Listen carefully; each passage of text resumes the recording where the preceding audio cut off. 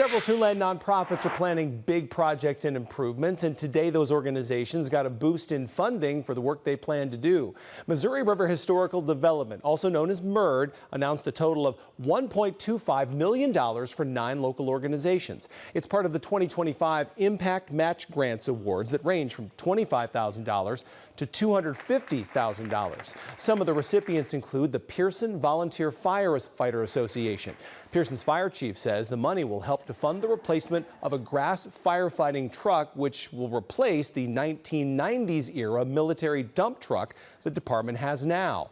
Calls have gone up for Pearson's fire department. So far this year, the department has responded to over 30 calls, and the majority have been grass fires. The department wants a new rig to help improve their response time.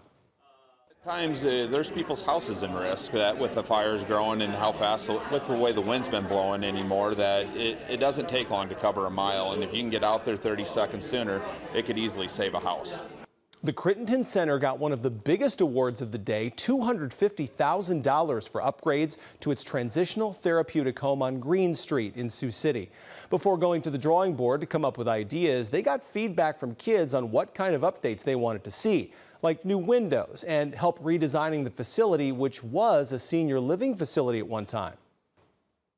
This is their home. The kids that we have, the kiddos that we have, we love them a lot, and we want to have a really high nurture environment for them, and that starts with listening. And the kids, we said, hey, what could make this space better for you? And they came up with a list.